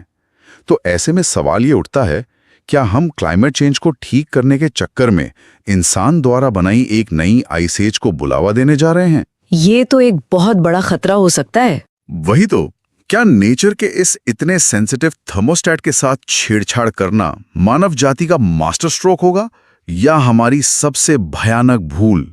इसी सोचने पर मजबूर कर देने वाले सवाल के साथ हम आज के इस डीप डाइव को यहीं विराम देते हैं। खोज का ये सफर आगे भी जारी रहेगा। इस नई और बेहद दिलचस्प गहन चर्चा में स्वागत है। आज का विषय कुछ ऐसा है जो मतलब हमारे चारों ओर हर समय मौजूद रहता है, लेकिन पूरी तरह से अदृश्य है, हम उसे देख नहीं सकते। बिल्कुल, हम बात कर रहे हैं वायुमंडलीय दाब और पवन संचार की। एक बहुत ही छोटा सा तथ्य है जिस पे अगर गौर किया जाए तो वो काफी हैरान करने वाला लगता है। कौन सा तथ्य? यही कि पृथ्वी के हर एक वर्ग इंच पर हवा का एक निश्चित और बहुत भारी वजन होता है। एक उदाहरण से समझते हैं, जैसे फेफड़ों से निकली हवा हथेली पर दबाव डालती है। हाँ, बिल्कुल डालती है। तो जरा कल्पना की जा सकती है कि सैकड़ों किलोमीटर ऊंचे वायुमंडल का हमारी पृथ्वी पर कितना विशाल दबाव होगा। बहुत ही विशाल। ये एक ऐसा दबाव है जिसे सहने के लिए मानव शरीर लाखों सालों में विकसित हुआ है। सही कहा, और इसीलिए ये हमें रोजमर्रा के जीवन में महसूस भी नहीं होता। एकदम सही। लेकिन यही अदृश्य और विशाल दबाव जब हमारी पृथ्वी के घूर्णन के साथ मिलता है, यानी पृथ्वी के अपनी धुरी पर घूमने के साथ। बिल्कुल, जब ये पृथ्वी के घूर्णन के साथ मिलता है तो वो मौसम, जलवायु और यहाँ तक कि सदियों के मानव इतिहास को भी आकार देता है। तो आज का हमारा मिशन भी यही है। इस गहन चर्चा का लक्ष्य इसी जटिल और विशाल ढांचे को समझना है। और ये समझना बहुत आवश्यक है कि हवाएं एक जगह से दूसरी जगह आखिर क्यों जाती हैं, और वे सफर करते समय एक सीधी रेखा में क्यों नहीं बहती। हाँ, ये एक बहुत बड़ा सवाल है। और कैसे पृथ्वी का घूर्णन एक ऐसा विशाल और जटिल ढांचा तैयार करता है जो दुनिया के हर हिस्से की जलवायु को तय कर देता है। स्रोत सामग्री में इस बात पर गहरा जोर दिया गया है कि कैसे ये अदृश्य ज्यामिति पूरी दुनिया के रेगिस्तानों के निर्माण से लेकर समुद्री व्यापार के मार्गों तक सब कुछ तय करती है। बिल्कुल। तो अगर हवाओं के बहने को लेकर एक बहुत ही आम धारणा की बात की जाए तो वो ये हो सकती है कि अगर हवा को उच्च दाब वाले क्षेत्र से यानी हाई प्रेशर से निम्न दाब वाले क्षेत्र की तरफ जाना है तो सबसे छोटा और आसान रास्ता तो एक सीधी रेखा ही होनी चाहिए। एकदम सही। लेकिन स्रोत सामग्री को गहराई से खंगालने पर कोरियोलिस बल का सिद्धांत सामने आता है। Coriolis force? हाँ, जो इस सीधे और सरल समीकरण को एक बेहद जटिल पहेली में बदल देता है। क्योंकि मतलब हमारी पृथ्वी कोई स्थिर गोला तो है नहीं। बिल्कुल नहीं, ये लगातार अपनी धुरी पर पश्चिम से पूर्व की ओर तेजी से घूम रही है। और इसी निरंतर घूर्णन का सीधा नतीजा है ये कोरियोलिस बल। 100%। पृथ्वी की सतह पर स्वतंत्र रूप से गति करने वाली कोई भी चीज, चाहे वो बहती हुई हवा हो, महासागर की जलधाराएं हो, या कोई लंबी दूरी तय करने वाली मिसाइल ही क्यों ना हो, हाँ, वो अपनी मूल दिशा से भटक जाती है। स्रोत सामग्री में इसे फेरल के नियम के जरिए बहुत ही स्पष्ट रूप से समझाया गया है। फेरल का नियम, ये नियम क्या कहता है? इस ऐतिहासिक नियम के अनुसार पृथ्वी के घूमने के कारण उत्तरी गोलार्ध यानी नॉर्दर्न हेमिस्फेयर में बहने वाली हवाएं हमेशा अपनी दाईं ओर मुड़ जाती हैं। राइट साइड में, बिल्कुल। जबकि दक्षिणी गोलार्ध में वे अपने बाईं ओर मुड़ जाती हैं। लेफ्ट साइड में। ये तो एक ऐसा अटल नियम है जो हर बड़े मौसमी बदलाव की नींव रखता है। एकदम। और यहाँ एक तकनीकी पहलू जो बहुत ज्यादा दिलचस्प है वो ये है कि ये भटकाव पृथ्वी पर हर जगह एक समान नहीं होता। हाँ, मैंने भी पढ़ा था कि विषुवत रेखा यानी इक्वेटर पर कोरियोलिस बल का प्रभाव लगभग 0 पाया जाता है। 0 होता है, बिल्कुल। और इसका कारण पृथ्वी की ज्यामिति और घूर्णन गति का वो दिलचस्प अंतर है। क्योंकि विषुवत रेखा पर सतह सबसे तेज गति से घूम रही है। हाँ, लेकिन वहां घूर्णन का अक्ष जमीन के बिल्कुल समानांतर होता है। तो इसका मतलब है कि सतह के सापेक्ष हवा में कोई घुमाव या ट्विस्ट पैदा नहीं होता। यही सटीक कारण है कि विषुवत रेखा के ठीक ऊपर हवाओं में कोई खास भटकाव या मुड़ाव नहीं देखा जाता। लेकिन जैसे जैसे भूमध्य रेखा से ध्रुवों की तरफ, पोल्स की तरफ बढ़ा जाता है तो कोरियोलिस बल का ये प्रभाव लगातार बढ़ता जाता है और ध्रुवों पर ये अपने चरम पर पहुंच जाता है। मतलब सबसे ज्यादा हो जाता है। बिल्कुल।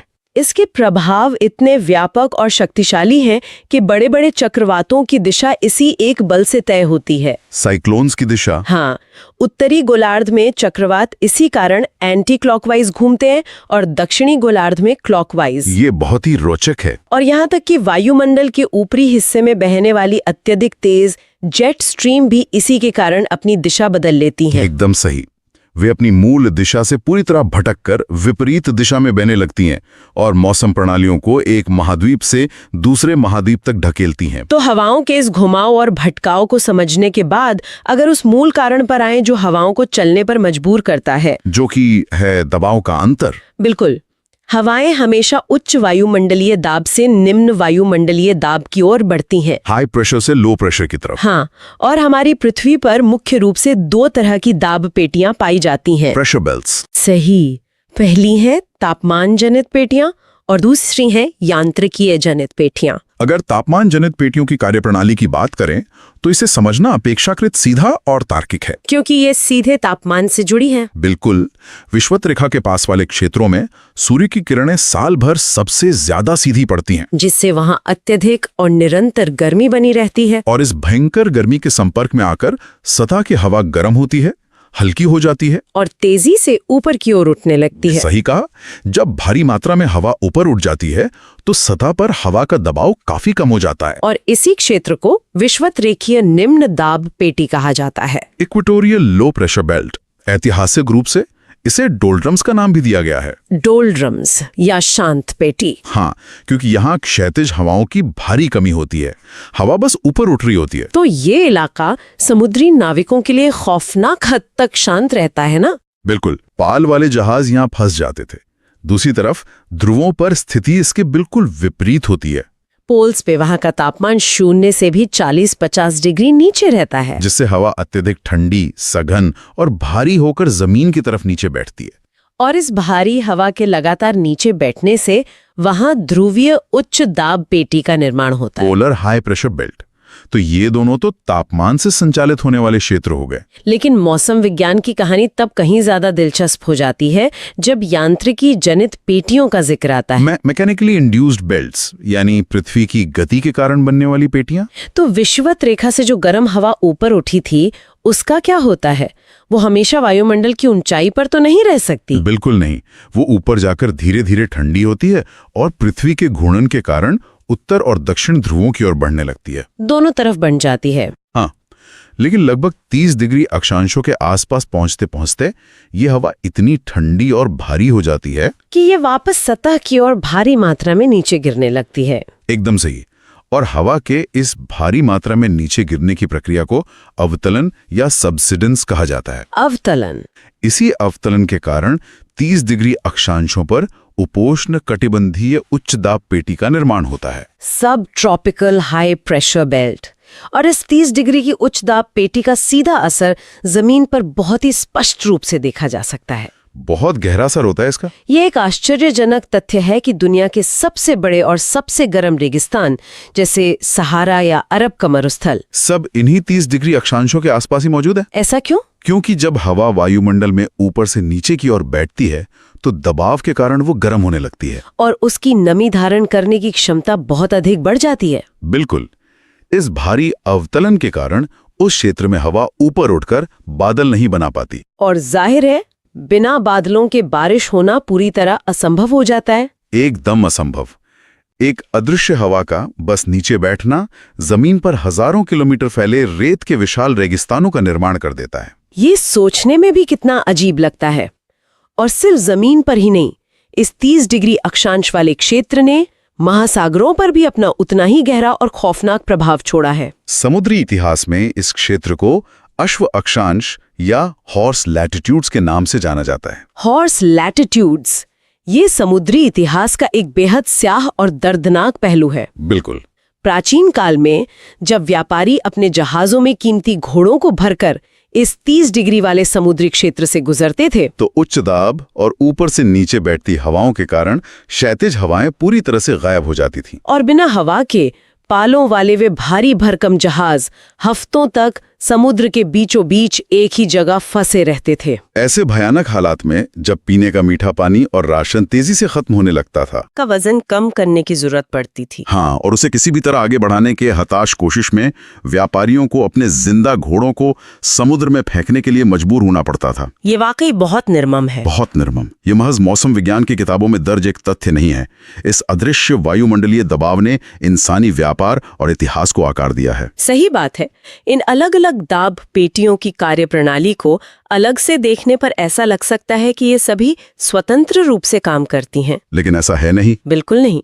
स्रोत सामग्री इस पूरे परिदृश्य का एक बहुत ही वृहद और जुड़ा हुआ चित्र पेश करती है। हवाओं का यह पूरा वैश्विक सिस्टम त्रिकोशिकीय परिसंचरण या ग्लोबल एटमॉस्फेरिक सर्कुलेशन के जरिए एक दूसरे से गुंथा हुआ है, एक दूसरे से जुड़ा हुआ है। हाँ, इसे समझने के लिए पूरी पृथ्वी को 3 विशाल वायुमंडलीय बेल्ट्स या गियर्स में बटा हुआ माना जा सकता है। 3 सेल्स में। सही कहा। इन 3 सेल्स या चक्रों में सबसे पहला और महत्वपूर्ण है हेडली सेल, जो 0 से 30 डिग्री अक्षांशों के बीच लगातार काम करता है। बिल्कुल। विषुवत रेखा पर गर्म हवा का भारी मात्रा में ऊपर उठना, 30 डिग्री पर नीचे गिरना और फिर सतह के साथ साथ वापस विषुवत रेखा की ओर लौटना। ये पूरा एक चक्र बन जाता है। हाँ, एक अत्यधिक सक्रिय चक्र जो सीधे तौर पर सूर्य की गर्मी से संचालित होता है। और इसी तरह ध्रुवों पर 60 से 90 डिग्री के बीच ध्रुवीय सेल काम करता है। Polar cell. हाँ, जहां ध्रुवों की अत्यधिक ठंडी हवा सतह के साथ 60 डिग्री की ओर आती है, वहां थोड़ी गर्म होकर उठती है और वायुमंडल के ऊपरी हिस्से से वापस ध्रुवों की ओर लौटकर नीचे बैठ जाती है। तो ये 2 मुख्य चक्र हो गए। और इन दोनों विशाल चक्रों के ठीक बीच में 30 से 60 डिग्री अक्षांशों के मध्य फेरल सेल मौजूद है। Feral cell. अगर गियर्स के रूपक को यहां लागू किया जाए तो हेडली सेल और ध्रुवीय सेल सक्रिय गियर्स की तरह काम करते हैं, क्योंकि वे सीधे तापमान के अंतर से ऊर्जा प्राप्त करते हैं। बिल्कुल। जबकि उनके बीच मौजूद ये फेरल सेल एक आइडलर गियर की तरह है। आइडलर गियर मतलब जिसे अपनी कोई सीधी ऊर्जा नहीं मिलती। सही। बाकी दोनों सक्रिय सेल्स इसे मजबूरन घुमाते हैं। और यह त्रिकोशिकीय परिसंचरण केवल मौसम विज्ञान का एक सिद्धांत भर नहीं है। तो फिर क्या है? ये वह जीवन रेखा है जो पूरी पृथ्वी पर ऊर्जा और ऊष्मा का एक बेहद नाजुक संतुलन बनाए रखती है। ऊष्मा का संतुलन? इस बात की कल्पना करना भी सिहरन पैदा करता है कि अगर ये प्रणाली काम करना बंद कर दे तो क्या होगा? तो विषुवत रेखा का इलाका हर दिन अधिक गर्म होकर उबलने लगेगा। बिल्कुल। और ध्रुवीय क्षेत्र पूरी तरह से ठोस बर्फ के निर्जीव पिंडों में तब्दील हो जाएंगे। यह जटिल सिस्टम भूमध्य रेखा के अतिरिक्त और जानलेवा गर्मी को ध्रुवों की तरफ भेजता है और ध्रुवों की जमा देने वाली ठंडक को भूमध्य रेखा की तरफ स्थानांतरित करके पृथ्वी को रहने लायक बनाता है। तो इस वैश्विक ढांचे और अदृश्य गियर्स को समझने के बाद उन हवाओं पर ध्यान केंद्रित करना बहुत जरूरी हो जाता है जिन्हें सतह पर इंसान वास्तव में महसूस कर सकता है, जिन्हें स्थायी हवाएं या प्लैनेटरी विंड्स कहा जाता है, जो पूरी पृथ्वी पर साल भर एक निश्चित दिशा में आबाद रूप से बहती हैं। और ये हवाएं कोई स्वतंत्र इकाई नहीं हैं, बल्कि कोरियोलिस बल और हमारे त्रिकोशिकीय परिसंचरण का ही प्रत्यक्ष परिणाम है। इन स्थायी हवाओं में सबसे प्रमुख और ऐतिहासिक रूप से सबसे महत्वपूर्ण है व्यापारिक पवनें, ट्रेड विंड्स, जिन्हें ईस्टर्लीज भी कहा जाता है। ये हवाएं 30 डिग्री के उपोष्ण कटिबंधीय उच्च दाब से विषुवत रेखा के निम्न दाब की ओर बहती हैं। और उत्तरी गोलार्ध में कोरियोलिस बल के कारण दाई और मुड़ जाने से ये उत्तर पूर्व दिशा से आती हुई प्रतीत होती हैं। नॉर्थ ईस्ट से। ऐतिहासिक रूप से इन्हीं हवाओं ने पाल वाले जहाजों को अटलांटिक और प्रशांत महासागर को पार करने में सबसे बड़ी मदद की थी। दुनिया भर के साम्राज्यों का विस्तार इन्हीं हवाओं के भरोसे हुआ था। इसीलिए इनका नाम व्यापारिक पवनें पड़ा। एकदम सही। व्यापारिक पवनों के बाद 30 से 60 डिग्री अक्षांशों के बीच पछुआ पवनें या वेस्टर्लीज का क्षेत्र आता है। ये हवाएं उच्च दाब से निम्न दाब की ओर जाती हैं और पश्चिम से पूर्व की ओर बहती हुई प्रतीत होती हैं। और अंत में ध्रुवों के उच्च दाब वाले इलाकों से 60 डिग्री अक्षांश की ओर आने वाली अत्यधिक बर्फीली हवाओं को ध्रुवीय पूर्वा पवनें कहा जाता है। Polar easterlies. बिल्कुल। लेकिन इन स्थायी हवाओं का असर सिर्फ हवा या जमीन तक ही सीमित नहीं रहता। हाँ, समुद्रों पर भी इसका बहुत असर होता है। जब ये विशाल हवाएं महासागरों के ऊपर ऊपर से लगातार गुजरती हैं, तो वे समुद्र के पानी में भी एक विशाल और चक्रीय गति पैदा कर देती हैं। इसी बिंदु पर मौसम विज्ञान और समुद्र विज्ञान आपस में मिल जाते हैं। सही कहा। महासागरों के ऊपर हवाओं की निरंतर रगड़ और जलधाराओं के इस टकरार से समुद्रों में मीलों चौड़े विशाल भंवर बन जाते हैं, जिन्हें वैज्ञानिक भाषा में जायर्स कहा जाता है। जायर्स। और इस जटिल समुद्री प्रक्रिया को समझने के लिए एक वॉशिंग मशीन का रूपक बहुत ही सटीक बैठता है। वॉशिंग मशीन वाला उदाहरण। हाँ। जब वॉशिंग मशीन पूरी गति से चलती है तो पानी तेजी से किनारों की तरफ गोल गोल घूमता है, लेकिन मशीन के बिल्कुल बीच का हिस्सा लगभग एकदम शांत और स्थिर रहता है। महासागरों में बनने वाले इन विशाल जायर्स के साथ भी बिल्कुल यही भौतिकी काम करती है। किनारों पर तेज समुद्री जलधाराएं वृत्ताकार रूप में घूम रही होती हैं, लेकिन उस विशाल भंवर के ठीक बीच का पानी एकदम स्थिर और शांत रह जाता है। और पानी की इस लंबी स्थिरता का महासागरीय पर्यावरण और रसायन विज्ञान पर बहुत गहरा असर पड़ता है। इसका सबसे बेहतरीन उदाहरण अटलांटिक महासागर में स्थित सारगैसो सागर है। सारगैसो सागर, क्योंकि वहां जायर्स के बीच का पानी कहीं बहकर नहीं जाता और तेज धूप के कारण लगातार वाष्पीकरण होता रहता है, इवापोरेशन होता रहता है। बिल्कुल। इसलिए उस स्थिर हिस्से में पानी की लवणता यानी सैलिनिटी आसपास के महासागर की तुलना में बहुत अधिक बढ़ जाती है।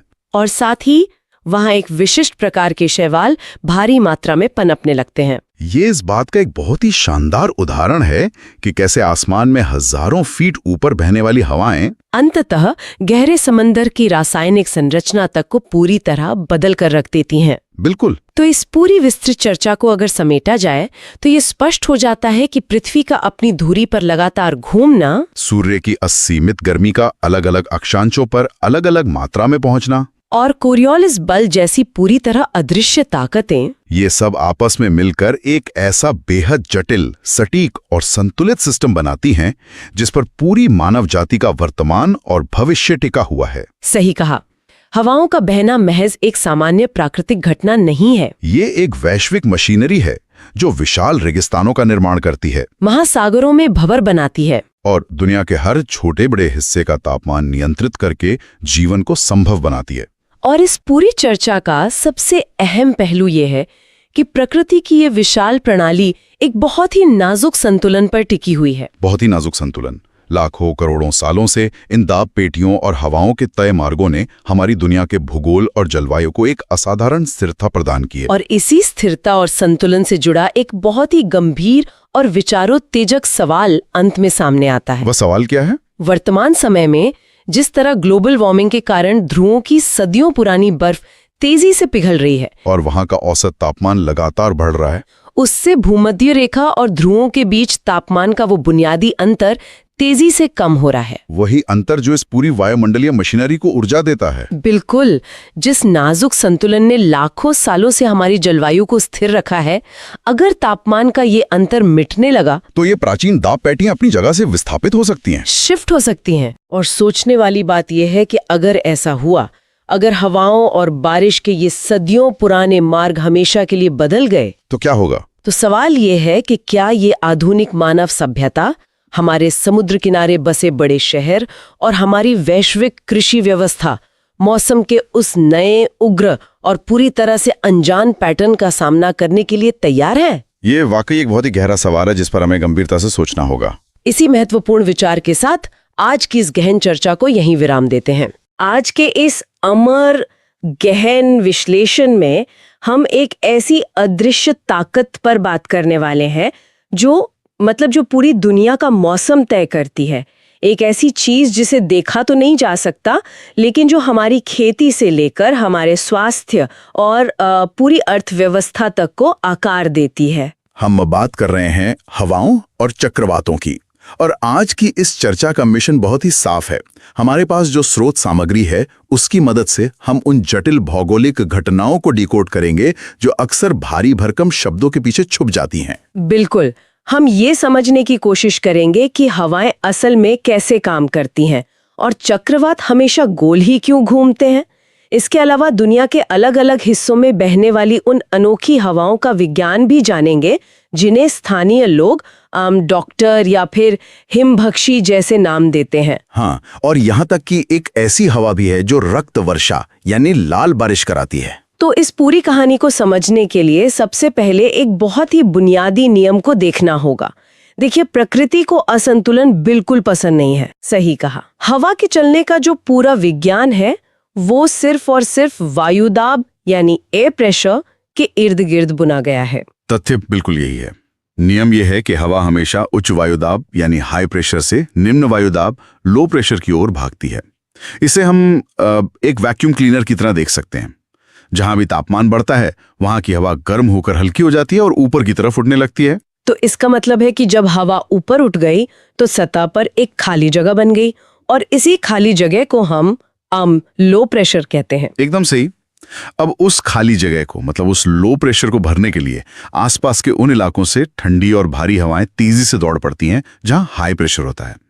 बस उच्च दाब से निम्न दाब की ओर हवाओं की इसी दौड़ भाग से हमारे दुनिया के सारे मौसम बनते और बिगड़ते हैं। और मुझे लगता है कि चक्रवातों यानी साइक्लोन्स की शुरुआत भी ठीक इसी तरह होती है, क्योंकि हमारे नोट्स के अनुसार चक्रवात के केंद्र में हमेशा एक बहुत ही शक्तिशाली लो प्रेशर होता है और उसके चारों तरफ हाई प्रेशर की एक दीवार जैसी होती है। बिल्कुल, लेकिन यहाँ एक बहुत ही दिलचस्प विज्ञान काम करता है। हाँ, और यहीं पर एक स्वाभाविक सा सवाल भी उठता है।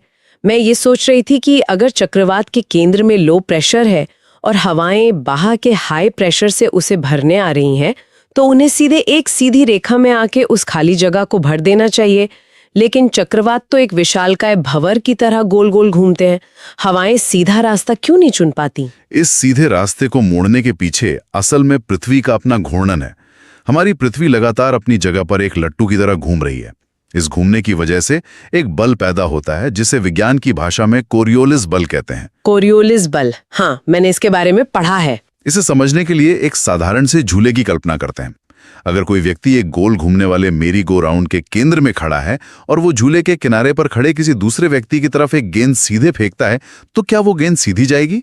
बिल्कुल नहीं, क्योंकि जब तक गेंद किनारे तक पहुंचेगी, झूला और उस पर खड़ा व्यक्ति थोड़ा आगे खिसक चुके होंगे, तो गेंद फेंकने वाले को लगेगा कि गेंद हवा में मुड़ गई है। बस यही कोरियोलिस बल है। हवाएं बाहर से चक्रवात के केंद्र की तरफ सीधा आना चाहती हैं, लेकिन पृथ्वी के घूमने के कारण उनका रास्ता मुड़ जाता है। उत्तरी गोलार्ध यानी नॉर्दर्न हेमिस्फीयर में ये बल हवाओं को उनकी दाईं ओर मोड़ देता है। दाईं ओर मतलब राइट साइड में। ठीक है, तो हवाएं चारों तरफ से केंद्र की ओर आ रही हैं, लेकिन हर हवा की धारा अपनी दाईं तरफ मुड़ती जा रही है। इस लगातार मुड़ने की वजह से वो एक गोल भंवर बन जाता है और चक्रवात घड़ी की दिशा के विपरीत यानी एंटी क्लॉकवाइज घूमने लगता है। और दक्षिणी गोलार्ध यानी सदर्न हेमिस्फीयर में इसका ठीक उल्टा होता है। वहां ये बल हवाओं को बाईं ओर धकेलता है, जिससे चक्रवात घड़ी की दिशा में यानी क्लॉकवाइज घूमने लगते हैं। तो चक्रवात का वो भयानक भंवर असल में हवाओं के सीधे ना चल पाने की मजबूरी का नतीजा है। ये बहुत ही शानदार तरीका है इसे समझने का। और इस पूरी प्रक्रिया का एक और पहलू है जिसे प्रतिचक्रवात या एंटी साइक्लोन कहा जाता है। ये चक्रवात का बिल्कुल उल्टा होता है ना? हाँ, चक्रवात में जहां केंद्र में लो प्रेशर था, वहीं एंटी साइक्लोन के केंद्र में हाई प्रेशर होता है और बाहर की तरफ लो प्रेशर होता है। तो यहाँ हवाएं बाहर से अंदर नहीं आ रही हैं, बल्कि केंद्र से बाहर की ओर भाग रही हैं। और बाहर भागती हुई इन हवाओं पर भी वही कोरियोलिस बल काम करेगा। यही कारण है कि एंटी साइक्लोन उत्तरी गोलार्ध में क्लॉकवाइज और दक्षिणी गोलार्ध में एंटी क्लॉकवाइज दिशा में घूमते हैं। चक्रवात जहां तूफान और भारी बारिश लेकर आते हैं, वहीं प्रतिचक्रवात आमतौर पर साफ आसमान और शांत मौसम का संकेत देते हैं। तो ये पूरा चक्र एक बड़े वैश्विक स्तर पर काम करता है। बड़े वैश्विक स्तर से अगर हम थोड़ा नीचे आएं, तो हमारे पास कुछ ऐसी हवाओं का डेटा है जो बहुत ही अनुशासित होती हैं। अनुशासित से आपका मतलब उन हवाओं से है जो समय के साथ दिशा बदलती हैं? बिल्कुल, ये वो हवाएं हैं जो एक तय समय और मौसम के हिसाब से अपनी दिशा पूरी तरह बदल लेती हैं। इन्हें सामयिक पवनें या पीरियोडिक विंड्स कहा जाता है। मानसून इसका एक बहुत बड़ा उदाहरण है, जो 6 महीने दक्षिण पश्चिम से उत्तर पूर्व की ओर बहता है और अगले 6 महीने अपनी दिशा पूरी तरह पलट लेता है। और ये दिशा बदलने का खेल सिर्फ 6 महीनों के चक्र में ही नहीं होता, बल्कि ये हर दिन सुबह और शाम के स्तर पर भी होता है, खास तौर पे तटीय इलाकों में। तटीय इलाकों का मौसम इस हाई और लो प्रेशर के खेल को समझने का सबसे बेहतरीन तरीका है। इसके पीछे का विज्ञान जमीन और पानी की प्रकृति में छिपा है। जमीन की खासियत होती है कि वो सूरज की गर्मी पाकर बहुत जल्दी गर्म हो जाती है। सही कहा। लेकिन समुद्र का पानी उस गर्मी को गहराई तक सोखता है, इसलिए उसे गर्म होने में बहुत समय लगता है। दिन के समय सूरज की रोशनी जब पड़ती है तो जमीन तेजी से गर्म होकर वहां की हवा को ऊपर उठा देती है। वहां एक बड़ा लो प्रेशर बन जाता है। जबकि उसी वक्त समुद्र का पानी अभी भी ठंडा है तो वहां हाई प्रेशर बना हुआ है। अब नियम के हिसाब से समुद्र की ठंडी हवाएं तेजी से जमीन के उस लो प्रेशर को भरने के लिए भागेंगी। और इसी को समुद्र समीर या सी ब्रीज कहते हैं। मुंबई या चेन्नई जैसे शहरों में दिन के समय जो ठंडी हवा समुद्र की तरफ से आती है वो इसी समुद्र समीर का नतीजा है। लेकिन अगर जमीन जल्दी गर्म होती है तो इसका मतलब है कि सूरज ढलने के बाद वो उतनी ही तेजी से ठंडी भी होती होगी। और समुद्र के पानी ने दिन भर जो गर्मी सोखी है वो रात में भी गर्म ही रहेगा। मतलब रात के समय पूरा का पूरा वायुदाब का सिस्टम पलट जाना चाहिए। मौसम विज्ञान का ये सबसे दिलचस्प हिस्सा है। रात में जमीन तेजी से ठंडी होकर हाई प्रेशर का क्षेत्र बन जाती है, लेकिन समुद्र का पानी अभी भी गर्म है। हवा हल्की होकर ऊपर उठ रही है और वहां लो प्रेशर बना हुआ है। तो अब हवाएं जमीन से समुद्र की ओर बहना शुरू कर देती हैं। हाँ, इसे स्थल समीर या लैंड ब्रीज कहा जाता है। ये दिन और रात का चक्र लगातार चलता रहता है। ये चक्र सिर्फ समुद्र के किनारे ही नहीं चलता, पहाड़ों में भी ऐसा ही कुछ होता है। दिन में घाटियों से हवाएं पहाड़ों की चोटियों की तरफ उठती हैं, क्योंकि चोटियां जल्दी गर्म हो जाती हैं, और रात में पहाड़ों से ठंडी हवाएं घाटियों की तरफ उतरती हैं, जिन्हें पर्वत और घाटी समीर या माउंटेन एंड वैली ब्रीज कहते हैं। तो ये तो बात हुई उन हवाओं की जो समय की पाबंद है। लेकिन इस गहन विश्लेषण में सबसे ज्यादा चौंकाने वाला हिस्सा उन हवाओं का है जो दुनिया के खास हिस्सों में बहती हैं। इन्हें स्थानीय पवनें या लोकल विंड्स कहा जाता है। और इन हवाओं के प्रभाव सच में हैरान करने वाले होते हैं। इनके नाम भी किसी फिल्म के किरदारों जैसे लगते हैं। हाँ, जैसे कि सबसे पहला नाम है चिनूक। इसे हिमभक्षी यानी स्नो ईटर कहा गया है। ये उत्तरी अमेरिका में खास तौर पर अमेरिका और कनाडा के इलाकों में बहती है। चिनूक हवा का प्रभाव सच में किसी चमत्कार से कम नहीं है। उत्तरी अमेरिका के प्रेरीज घास के मैदानों की स्थिति को समझना यहाँ जरूरी है। सर्दियों के मौसम में ये पूरा विशाल इलाका बर्फ की एक मोटी और कठोर चादर से ढक जाता है। नदियां जम जाती हैं और रास्ते भी बंद हो जाते हैं। बिल्कुल। लेकिन सर्दियां खत्म होते होते रॉकी पहाड़ों से एक हवा नीचे उतरना शुरू करती है। ये हवा नीचे आते आते इतनी गर्म और सूखी हो जाती है कि मैदानों में पहुंचते ही ये वहां के जमे हुए परिदृश्य को पूरी तरह बदल देती है। एक गर्म हवा बर्फ तो पिघला सकती है, लेकिन इसे स्नो ईटर क्यों कहा जाता है? क्या ये बर्फ को सच में खा जाती है? विज्ञान की भाषा में इसे सब्लिमेशन कहते हैं। ये हवा इतनी ज्यादा सूखी होती है कि ये बर्फ को पिघलाकर पानी बनाने का इंतजार भी नहीं करती। ये बर्फ को सीधे भाप में बदलकर हवा में सोख लेती है। कुछ ही घंटों के अंदर मैदानों में जमी महीनों पुरानी बर्फ पूरी तरह से गायब हो जाती है। और तापमान अचानक से कई डिग्री बढ़ जाता है। यह सिर्फ एक प्राकृतिक नजारा नहीं है, बल्कि ये वहां की पूरी अर्थव्यवस्था की रीढ़ है। प्रेरीज के इलाके अपनी गेहूं की खेती के लिए जाने जाते हैं। हाँ, अगर ये चिनूक हवा पहाड़ों से ना उतरे और वो बर्फ ना हटे तो किसान वहां कभी बीज बो ही नहीं पाएंगे। एक अकेली हवा उस पूरे महाद्वीप के एक बड़े हिस्से की खेती को मुमकिन बना रही है। अर्थव्यवस्था और इंसानी जीवन से जुड़ी एक और बेहद महत्वपूर्ण हवा है जो अफ्रीका के पश्चिमी तट पर बहती है। इसे हरमटन कहते हैं, लेकिन इसका दूसरा नाम ज्यादा मशहूर है, डॉक्टर विंड। अफ्रीका के पश्चिमी तटवर्ती इलाकों का मौसम आमतौर पर बहुत ही भयानक उमस भरा होता है। वहां हवा में नमी इतनी ज्यादा होती है कि पसीना सूखता ही नहीं है। ऐसे चिपचिपे मौसम में बीमारियां तेजी से फैलती हैं और जीवन बहुत मुश्किल हो जाता है। और फिर सहारा मरुस्थल की तरफ से ये हरमटन बहना शुरू करती है। मरुस्थल से आने वाली हवा तो खुद बहुत गर्म और धूल भरी होती है, तो एक गर्म इलाके में और गर्म हवा आना तो लोगों के लिए और बड़ी मुसीबत बननी चाहिए। फिर इसे डॉक्टर क्यों कहा जा रहा है? क्योंकि वहां असली दुश्मन गर्मी नहीं है, बल्कि वो चिपचिपी उमस है। जब सहारा मरुस्थल से ये सूखी हवा पश्चिमी तट पर पहुंचती है तो वो एक सूखे स्पंज की तरह काम करती है। ये हवा में मौजूद सारी अतिरिक्त नमी और चिपचिपाहट को सोख लेती है। तो अचानक से वो घुटन भरा मौसम साफ हो जाता है, पसीना सूखने लगता है और मौसम सेहत के लिए अनुकूल हो जाता है। बिल्कुल। ये हवा उस जानलेवा उमस से लोगों को ठीक वैसे ही बचाती है जैसे कोई डॉक्टर किसी बीमार को ठीक करता है। इसलिए इसका नाम डॉक्टर विंड पड़ा। कमाल है, एक रेगिस्तान की सूखी हवा दूसरी जगह के लोगों के लिए दवा बन रही है। लेकिन हर स्थानीय हवा इतनी मददगार नहीं होती। कुछ हवाएं भारी तबाही लेकर आती हैं। सिरोको एक ऐसी ही हवा है। आर्टिकल्स में इसके लिए रक्त वर्षा या ब्लड रेन जैसे शब्द का इस्तेमाल किया गया है। सिरोको का पूरा सफर ही बहुत नाटकीय है। ये हवा भी अफ्रीका के सहारा मरुस्थल से ही अपनी शुरुआत करती है। जब ये सहारा से उठती है तो अपने साथ मरुस्थल की बारीक लाल रंग की रेत भारी मात्रा में उड़ा ले जाती है। ये लाल रेत से भरी सूखी हवा उत्तर की दिशा में बढ़ती है और यूरोप की तरफ जाती है। लेकिन यूरोप पहुंचने से पहले इसके रास्ते में भूमध्य सागर यानी मेडिटेरेनियन सी आता है। और भूमध्य सागर के ऊपर से गुजरते हुए ये सूखी हवा एक वैक्यूम क्लीनर की तरह भारी मात्रा में पानी और नमी सोख लेती है। तो अब इस हवा के पास सहारा की लाल रेत भी है और सागर की नमी भी। सही कहा। जब यह हवा इटली और दक्षिणी यूरोप के बाकी हिस्सों में पहुंचकर बारिश करती है तो पानी की बूंदों के साथ वो लाल रेत भी आसमान से नीचे गिरती है। हर तरफ लाल रंग का पानी गिरता हुआ दिखाई देता है, जिसे देखकर ऐसा लगता है जैसे आसमान से खून की बारिश हो रही हो। ये नजारा सच में डरावना होता होगा। रिसर्च में यह भी बताया गया है कि इस हवा को अलग अलग देशों में अलग अलग नामों से जाना जाता है। हाँ, मिस्र में इसे खमसीन कहते हैं, लीबिया में ये गिबली कहलाती है, ट्यूनीशिया में इसे चिली पुकारा जाता है और स्पेन के लोग इसे लिवेश कहते हैं। ये हवा सिर्फ एक डरावना नज़ारा पेश नहीं करती, बल्कि ये बहुत बड़ा आर्थिक नुकसान भी पहुंचाती है।